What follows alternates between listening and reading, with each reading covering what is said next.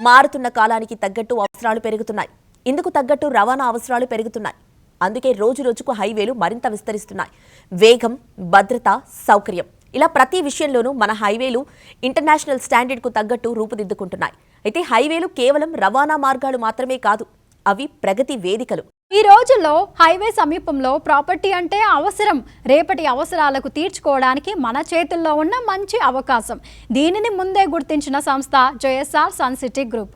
అందుకే హైదరాబాద్ సిటీలో హైవే సమీపంలో బెస్ట్ ప్రాజెక్టులంటే తప్పకుండా జేఎస్ఆర్ సన్ సిటీ గ్రూప్ పేరే గుర్తొస్తుంది. శంషాబాద్ ఇంటర్నేషనల్ ఎయిర్పోర్ట్ నుంచి మంచి యాక్సెసిబిలిటీ ఉండేది Bengaluru హైవేకే.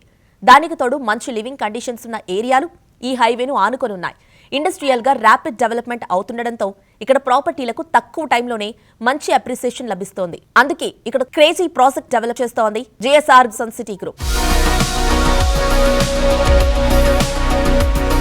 Hello sir. Hello. And sir, Bangalore Highway is one of the most growing highways kada ippudu prastaniki. Akkada JSR Group Sun City project unda and dani gurinchi customers ki cheppalante ema cheptaru? Bangalore Highway andi idi dini gurinchi cheppalante Kashmir to Kanyakumari అంటే శ్రీనగర్ నుంచి కన్యాకుమారి వరకు జాతీయ రహదారి national highway 44 మనకుంది. ఇది హైదరాబాద్ మీదుగా వచ్చి మనకు బెంగళూరు వెళ్తూ అలానే కన్యాకుమారి వరకు వెళుతుంది నేషనల్ 44. ఈ హైవేలో ఎస్పెషల్లీ బెంగళూరు హైవే గురించి అందరికీ తెలిసిన విషయం.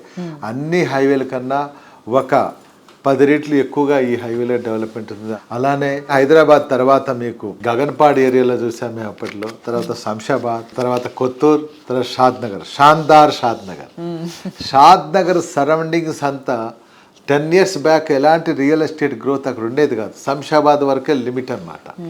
ఈ 10 yearsలో అక్కడ ఫార్మా హబ్స్ కానీ, అలానే సాఫ్ట్వేర్స్ కానీ, విద్యా వైద్య రంగాలు కానీ, అలానే రకరకాల ఇంటిగ్రేటెడ్ సిటీస్ రావడంతో అక్కడ ఎంప్లాయ్మెంట్ బాగా డెవలప్మెంట్ కావడంతో అక్కడ వెంచర్స్ బాగా వచ్చేసాయి. ఆ హైవేలోనే మంచి డిమాండ్ ఉంది. అక్కడ కూడా రైల్వేస్, రోడ్వేస్, ఎయిర్వేస్ కనెక్టివిటీ ఉంది.